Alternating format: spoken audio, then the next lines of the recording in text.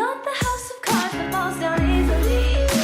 I'm strong enough to handle what you throw at me. Mental Health News Radio, produced by MHNRnetwork.com, your source for information about our favorite subject, mental health. This show is brought to you by our incredible sponsors like ZenCharts.com, the intelligent EHR for addiction treatment organizations, and MyGenetics, that's MyGenetx.com, changing the way people are diagnosed and treated around the world, helping you better understand what makes you well. Don't you want information about yourself that empowers your mental health treatment? Also, who is minding the store, the finances of your behavioral health organization? TriadicLLC.com, that's TriadicLLC.com, is a full-service revenue cycle management and billing company focused on all the ins and outs of mental health billing. Our sponsors help keep this show on the air and advocating for everyone affected by mental health. Guess who that is? Everyone in the world. Take a listen to our show all the way to the end. You don't want to miss Miles the Therapy Dog's special goodbye.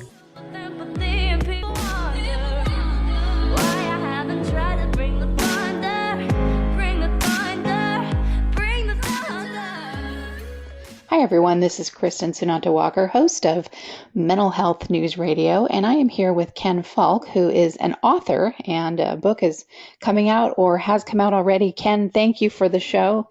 Is your book released yet?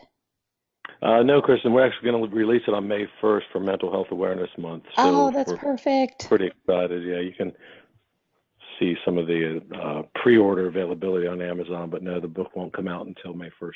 Awesome. All right. Well, tell our listeners a little bit about yourself and, of course, the name of your book. Yeah. So my name's Ken Falke, and I'm a retired Navy veteran. I spent 21 years in the Navy as a bomb disposal guy. And early in the war, my wife and I started a small charity just to take care of severely wounded bomb disposal guys and gals. And around 2010, what we started noticing was a lot of the physically injured troops were kind of thriving, and where we were really seeing a lack of good quality service was in the world of PTSD and the mild traumatic brain injuries. So we donated 37 acres of our land here in Bluemont, Virginia, and built the nation's first rural retreat that's focused on mental health care for combat veterans and their family members. And last year we were fortunate enough to get a big grant from a foundation here in DC to open a second facility out in Tucson, Arizona. So fantastic. We're running this place called Boulder Crest Retreat, and it's focused. Our programs are focused on the concepts of and the science of post-traumatic growth. And we've got a pretty robust curriculum and 4 really intense programs, one for warriors, one for couples, one for whole families, and then one for caregivers. And although I'm not actually a mental health professional myself, I spend my entire life in this field. So we wrote this book called Struggle Well. Somebody asked me a couple of years ago if what we were doing for veterans would work for civilians, and we think it would for a couple of reasons. One is we've had a few civilians come through the program, and 2, we just see what happens in this intense retreat setting, and we just wanted to figure out how we could get it out to a bigger audience, and obviously writing the book seems to be the best way to do that. Yeah, absolutely, and doing a lot of podcasts to get it out there too. Yeah. So, a question I had for you: do you have any equine assisted therapy at the retreat? We do. We have 3 horses that live here. In Arizona, we have 13 horses. Fantastic. So, we don't do what I would call traditional. It looks a little bit like EGALA model, but we don't do traditional equine therapy. We don't do any riding. It's really, we use the horses to really focus on a nonverbal communication class and getting people to understand, that unlike dogs, that are codependent, horses are not, and right. And the only way to really spend quality time with horses is to have good nonverbal communication, and that's what we teach because it's important that you understand that skill with people as well. So the horses are a great way to teach that skill. They are. I did a 3-hour session at a wonderful place called Checkpoint One that's actually in Virginia as well, and they work with a lot of first responders and veterans. So it was phenomenal. It was not what I expected it to be. I know Andy Kaufman really well. Oh, okay, okay. Well, then there you go. Did you know that we knew him before I brought that up? I didn't know that. Well, he's I going to did. be bummed. He's going to be like, why didn't you invite me on this show? I love them. Love Checkpoint. We love Kristen.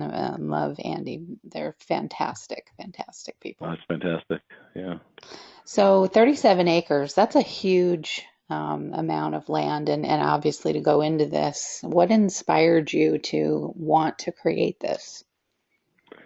Well, the real story is we were hosting a caregiver retreat one weekend, and early in the war, most young ladies that got this title, caregiver, if you will, were young wives of guys who had severe amputations, lost, limbs or multiple limbs during the war. And we had this retreat going on one weekend, and I saw this young lady sitting in a corner of our music room, and I went and sat with her, and I said, "Oh, how's the weekend going?" And she said, "This place is beautiful. I'm really having a good time. It's exactly what I needed, but I really wish my husband would have lost his legs."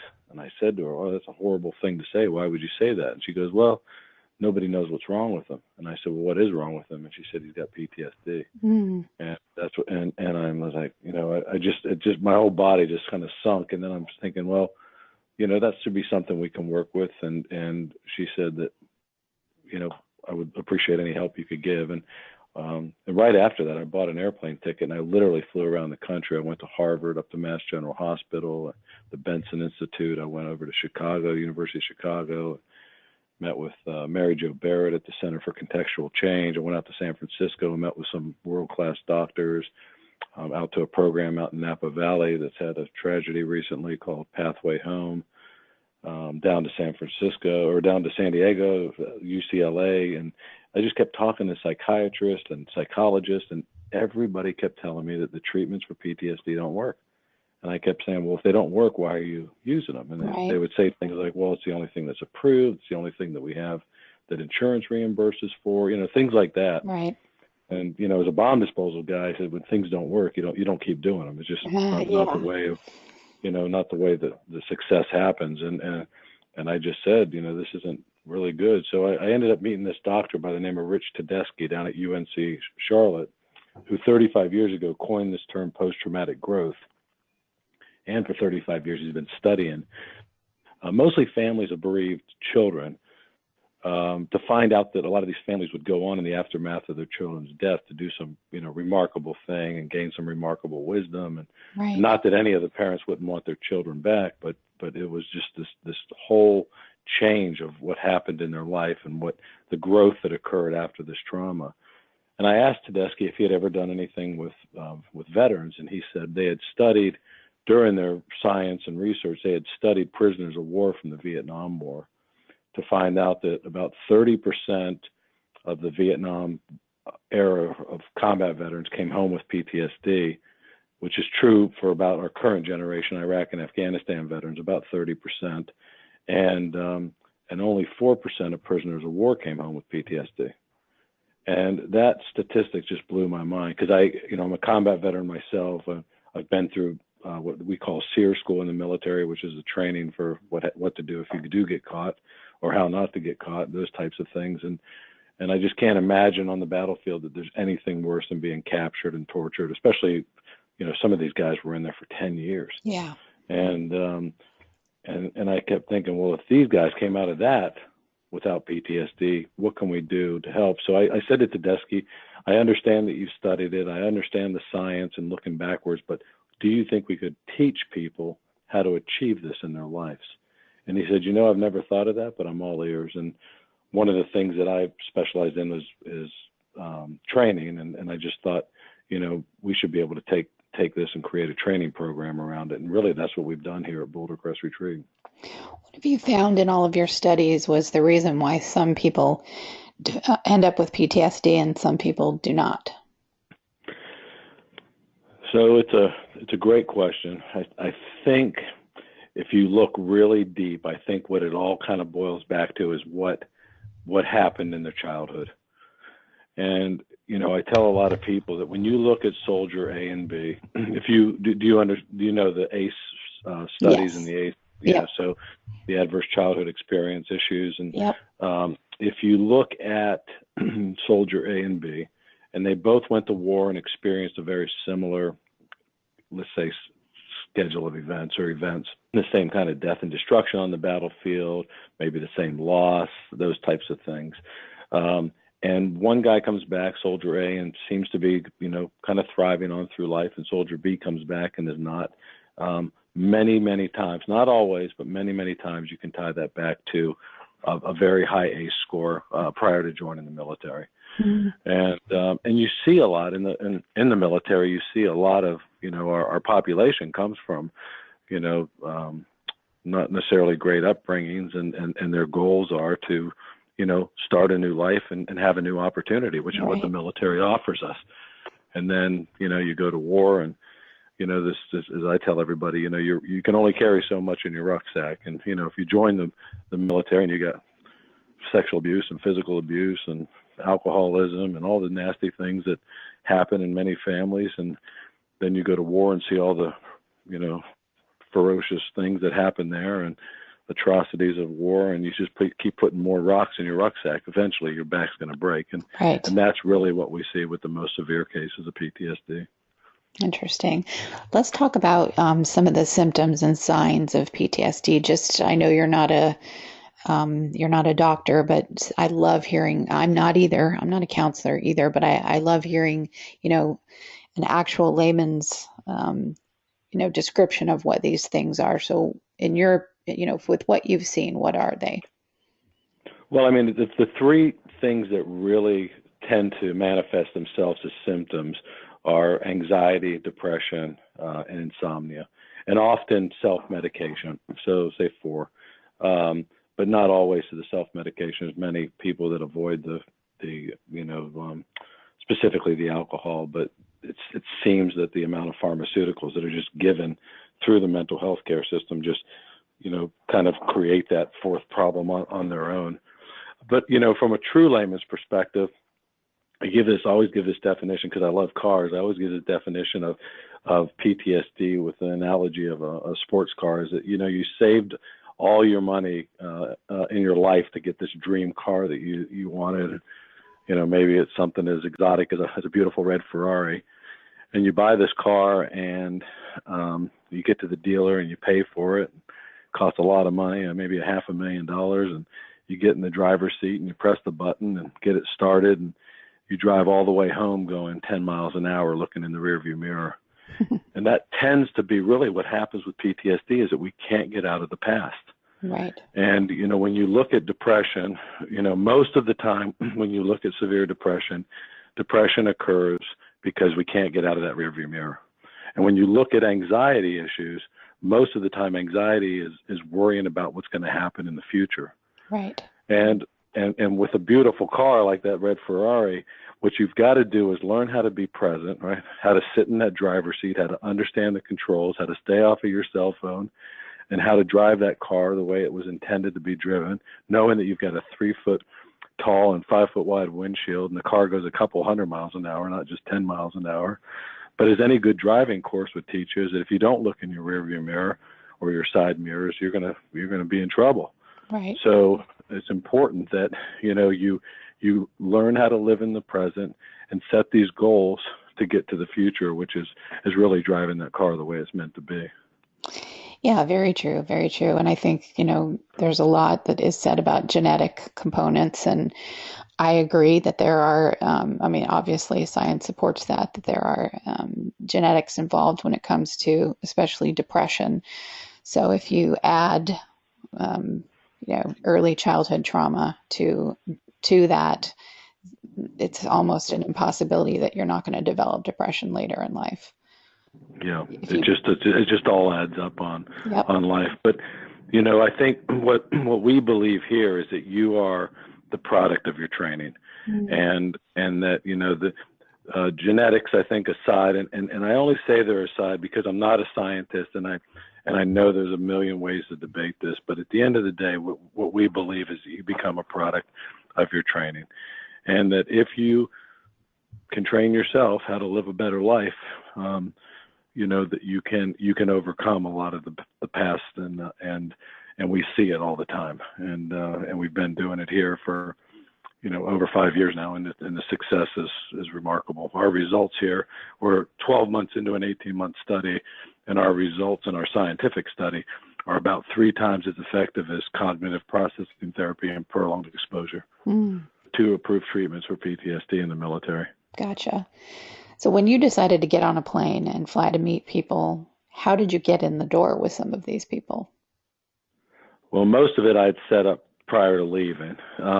What I did is I just grabbed as much research as I could on PTSD.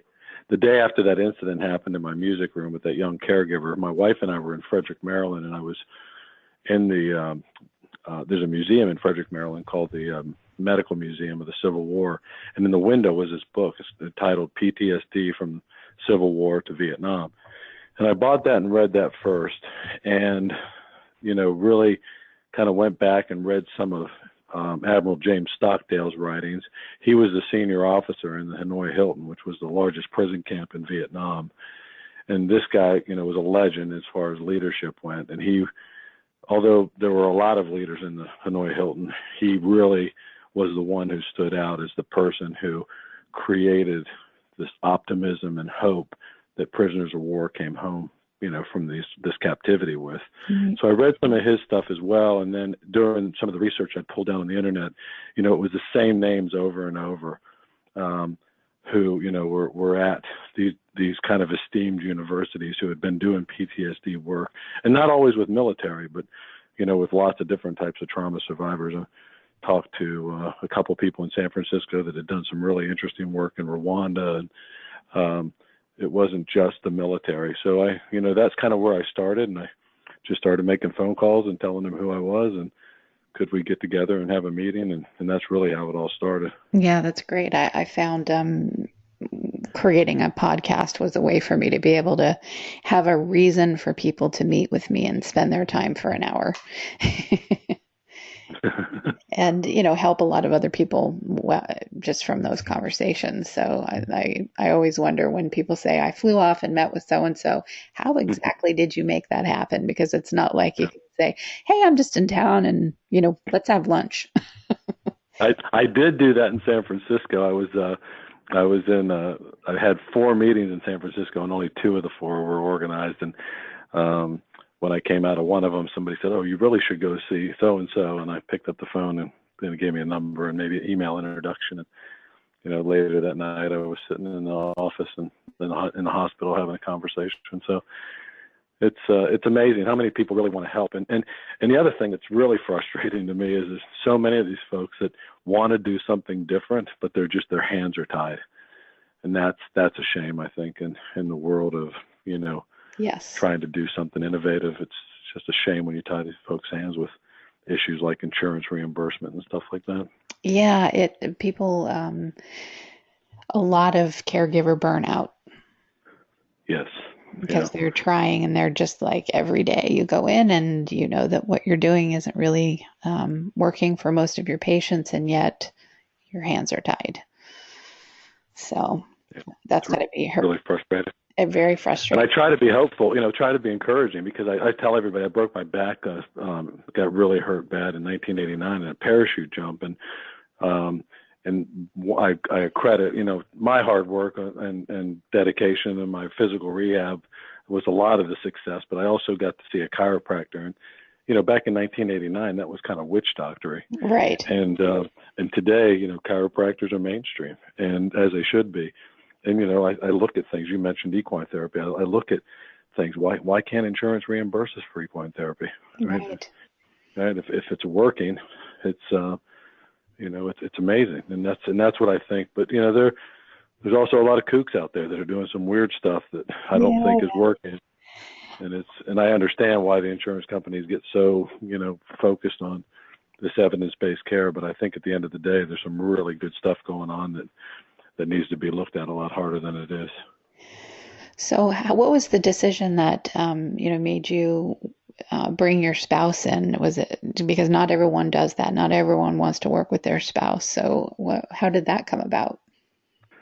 Well, I think, the truth is, I think I tell everybody the kind of story. I had a company that I started in 2002 and was able to sell and make a little bit of money. And when I sold it, I stayed with it for a couple of years. And then a couple of years later, I left. And I had this 1 year where I was thinking, well, what should I do? I should probably do something. And I was enlisted in the military. Although I had a bachelor's degree, I'd gone to night school to get it.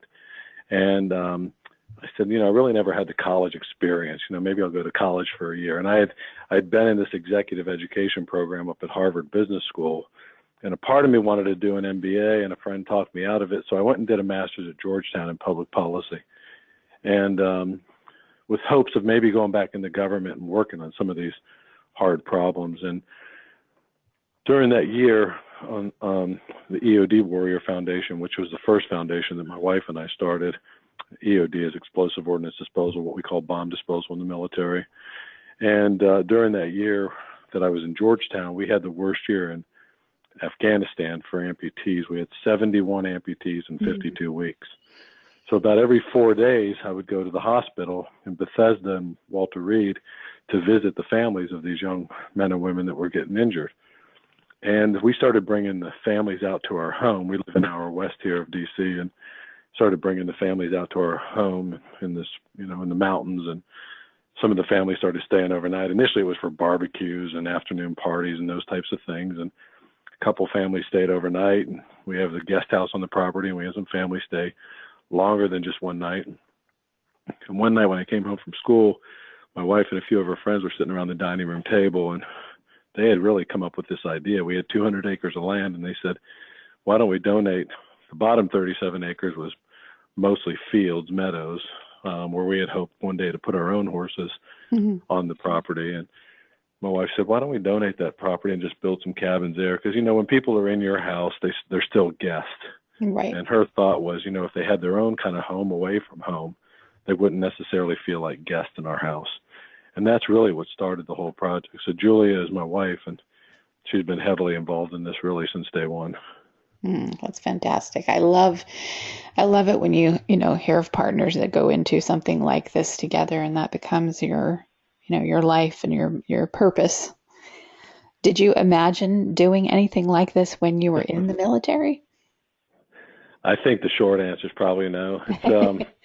It's we've always done, I come from a family that's always been pretty generous, just in general terms to society. My dad owned a construction company, and I can remember years ago him meeting a lady who had no sewage in her house or running water. And, it's kind of started his own Habitat for Humanity every year. Him and his company would do something for somebody. And yeah.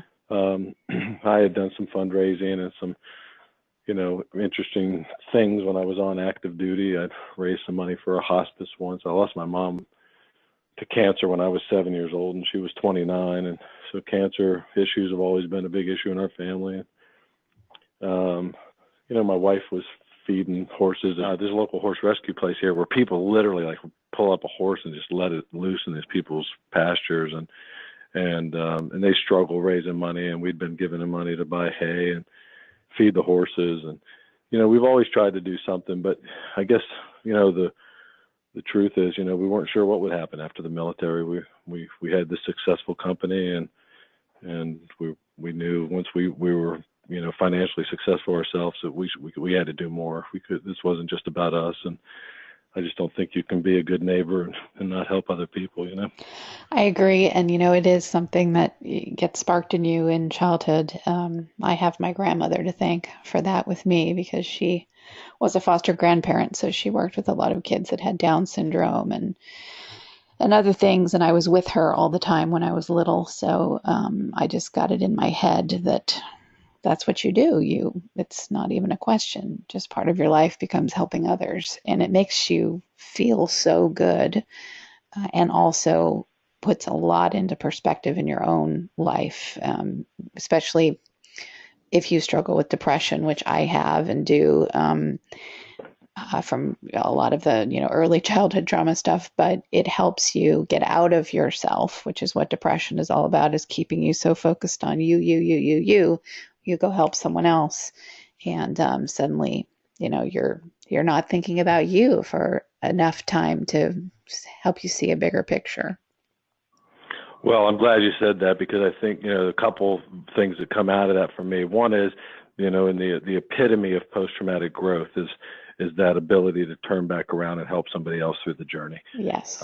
What we call an expert guide, and that's really important. So my hat's off to you for doing that and, sharing that openly. And the second thing is, even when you have childhood trauma, and, in your case or my case, I'll talk about my grandfather. I had a raging alcoholic grandfather who never was abusive to me, but he was to my grandmother, was to my aunts and uncles. And, but the guy was also amazing. Like when he wasn't drunk, he was, take me on these hikes through the woods, and we'd go mushroom hunting together. And he had some really remarkable, skills that, and we tell everybody this when we do a childhood trauma session in our Warrior Path program. And, we tell them you can get gifts from the same people that give you trauma. Oh my gosh, yes. And it's so true, I mean, I was talking about this. We've done shows on post-traumatic growth, and it's in a whole other context, but it's the same thing. Ours was around dealing with people that have personality disorders that tend to be exceedingly abusive psychologically, and other things on other people. And that's those people, while horrible when you experience them and them taking their pain out on you, I can clock, and I remember each one in my life that has done that. And I was set up to allow that kind of behavior because that's what I grew up with. But every single one of them shot me in a different direction, pushed. I was so upset and so triggered and so what have you out of what happened with them that it forged me towards creating things in my life that have helped a lot of other people.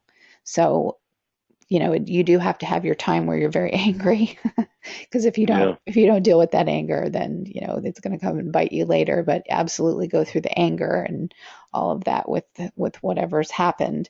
But then use it for good. I mean, I have a friend of mine whose son is slowly dying of cancer, and she's going to end up with a podcast on our network. And that's the one thing. I don't know how she gets up every day and watches, what's happening. But she said to me, I have to do something with what I've learned. And that is that life doesn't have to be so hard. We don't have to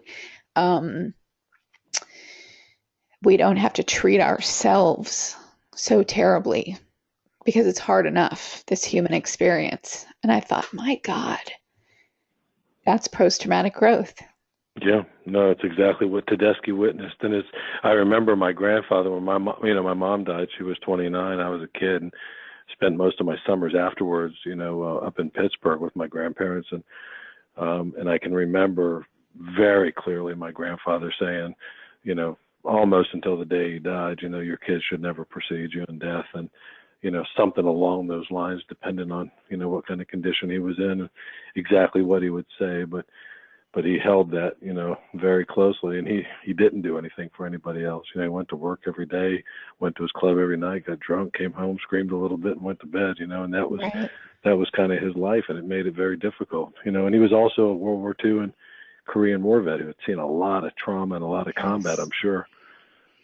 So you just never know. And we do a lot with families who have lost, military members to suicide. And, and cancer is horrific because you sit there and you watch it, for months and maybe years, and as it goes through, and the suicide just happens instantly. And the grieving process is similar, but it's also very different. And Yes.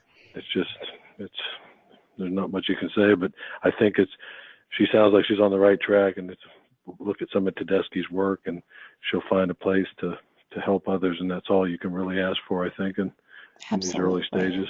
Absolutely. I mean, it can change the entire, trajectory of your life. It's funny. I'm looking at the post-traumatic growth research group for UNC Charlotte, and they've got an article about it, and they've got the shell. And that was one of the reasons why the Nautilus, that's one of the reasons why that will always be a symbol as part of our podcast, because of that. It's constantly a growth is constant. It's a spiral, and it's ever going and ever going and ever going. And one of the things that we talk about a lot in terms of post-traumatic growth is it's a very youthful idea, and you can keep this idea at 80. So age doesn't matter, that you get over something and it's never going to affect you again. That's not how it works. Well, it's this book that I've written. It's called Struggle Well, and I co-authored it with a really good friend of mine who works here with me at the retreat. His name is Josh Goldberg, and Josh's in the book that you can read the story too. But Josh's grandmother passed away just before her 103rd birthday, and 6 months before she passed away, Josh was up there and he was doing some recordings with her, like, give me some words of wisdom, Grandma. You've lived this long. Kind of what do you know? And she said, I will, but I'm right in the middle of registering for my meditation class and my yoga class, and here this lady was 102 and a half years old, and she's still like looking for what's next. What do I do to stay active? And Yep. It's just amazing. It is ageless, to say the least.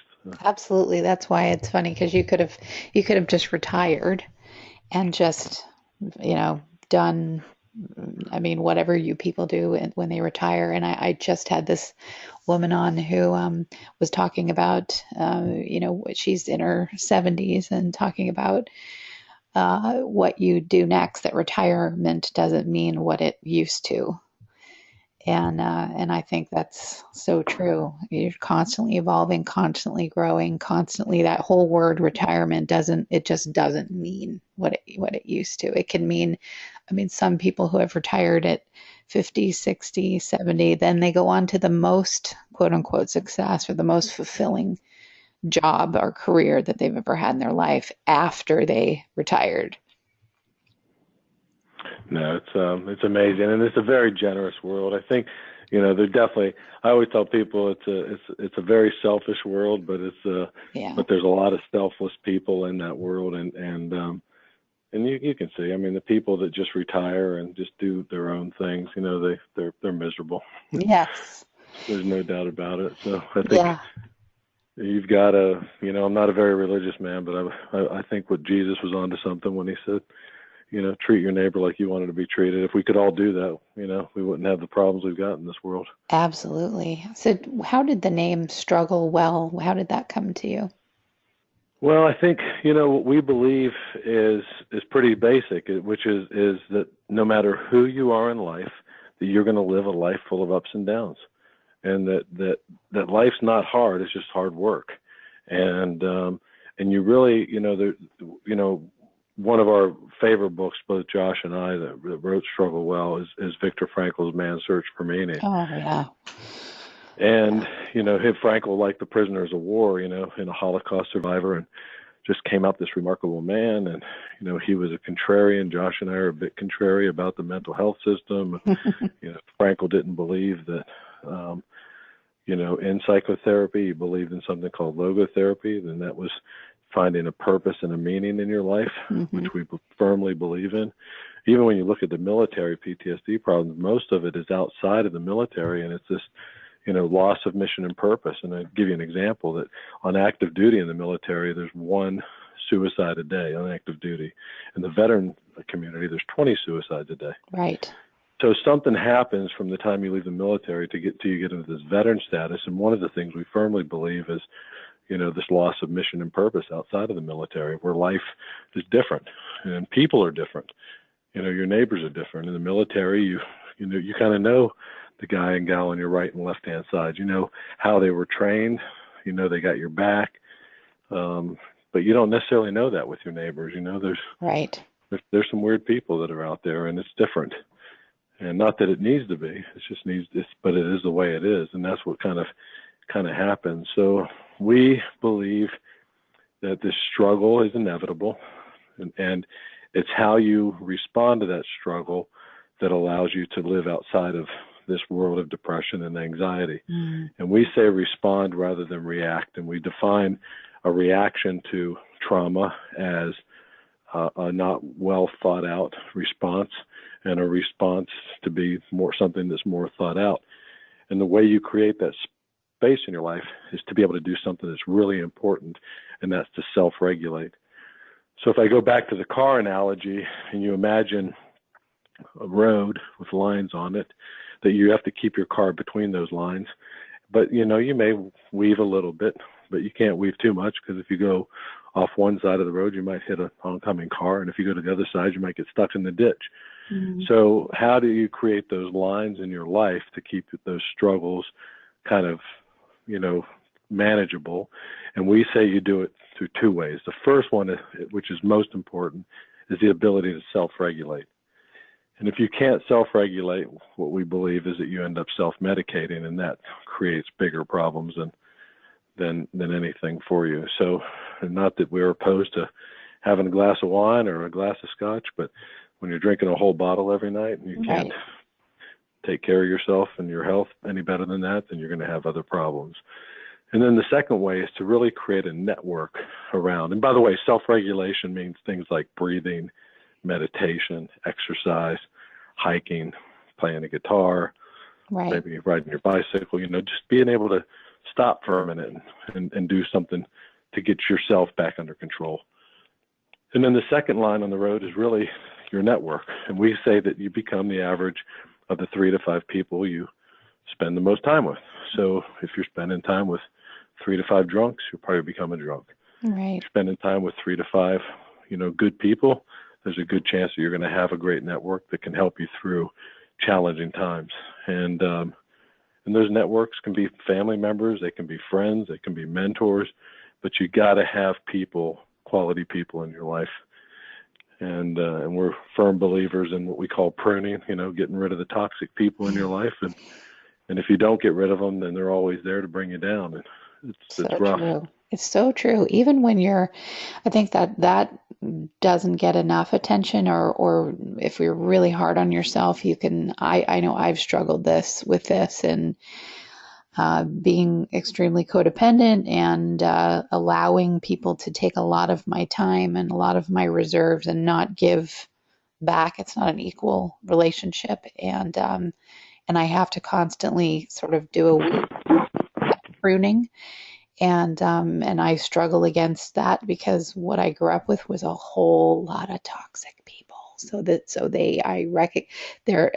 Sometimes I don't even recognize the toxicity. It takes a while, where someone else that didn't have that kind of an upbringing would immediately go, don't get involved with that person unless, they need help, and take them somewhere to get help. But that weeding process, my point is, that's a lifetime thing for a lot of us. It's not something that, now I'm done, no more toxic people will enter my life. That's not how it works. No, it doesn't.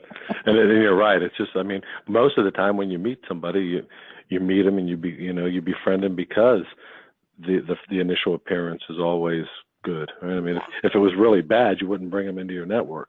Right. So sometimes it does take time, and unfortunately for many, it takes years, and to recognize it, and that's really what has to happen in this soul searching, operation, which is really, who am I spending the most time with in my life, and what is the value of that relationship? Is it really a true, mutually beneficial relationship, and there's no codependency that's occurring?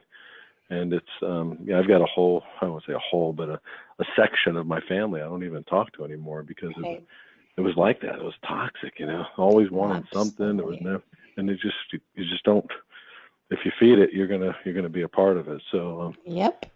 I was always called on to be the parent, even in the parents. Kristen will come in and take everything, take responsibility for everything so that nobody else has to. And people get real angry when you say no to that. Yeah. But anyway, I love the name of the book, Struggle Well, because it reinforces the fact that it is a struggle. It is life, and like we said, life is hard work, and it's not hard. We're all, for the most part, everybody's kind of dealt that kind of same set of cards up until, you take your first breath. It's like, and then, and then you take your first breath and you end up in, something that's toxic. And, for the first 18 years, it's hard to get out of that stuff. Yeah. And then at your 18th year, at that point in time in your life, it's, life becomes a choice, and you can either continue to live that life, or you can move on and try something different. And I think that's what we hope for most people. And even in the childhood stages, we've just got to do better. I don't know. It's almost like, I hate to set policies, but it's almost like you need a parenting classes 101 before anybody produces a child in this world. Absolutely. Yeah, unfortunately, I did mine after the fact, and I was like, well, the damage has been done. But anyway, well, thank you so much for coming on the show, and please tell our listeners, I know the name of the book is Struggle Well. It's coming out in May. I'm sure it'll be available on Amazon, but where can they find you in terms of a website? Yeah, so the book does come out May 1st. It's Struggle Well, Thriving in the Aftermath of Trauma. And you can pre-order it now on Amazon, and the paperbacks will be available on May 1st. You can find me at both of my nonprofits, the EOD Warrior Foundation, and that's EODWarriorFoundation.org, or our retreat center, which is Boulder Crest Retreat.org. And like I said, we have one here in Bluemont, Virginia, just on the west side of Loudoun County, and then the new one down south of Tucson, Arizona. So how far are you from? I'm out near Powhatan. How far are you from Powhatan? Powhatan is just south of Richmond. Yeah.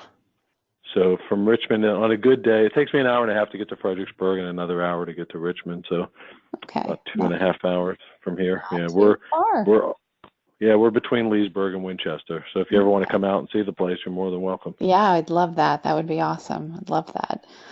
All right. Well, thank you so much for coming on the show and sharing your story. I know it's always a windy road with me as a host, but I think we get more interesting conversations out of it that way. So hopefully that was okay for you. It was great. Thank you very much for having me. And thanks for doing the show, too. I know you're helping a lot of people. Well, thank you. And I want to say thank you to our listeners for another edition of Mental Health News Radio. Get ready for it, because here it comes. But first, thank you again to our sponsors like EverythingEHR.com, devoted to helping organizations finding the best electronic health record in behavioral health, and Service Dogs by Warren Retrievers, SDWR.org, a nonprofit organization that provides service dogs to those with unique abilities and invisible diseases, to include autism, diabetes, epilepsy, and PTSD. Until there's a cure, there's a dog. And hey, an SDWR service dog is at work every day with one of our own team members. If you have a question, visit us at mentalhealthnewsradio.com or our network of podcasters at mhnrnetwork.com. Disruptors, healers, technologists, advocates, and most importantly, voices to be heard from all corners of the globe. Thank you so much for joining us. And now a final word from our therapy dog, Miles. Good boy.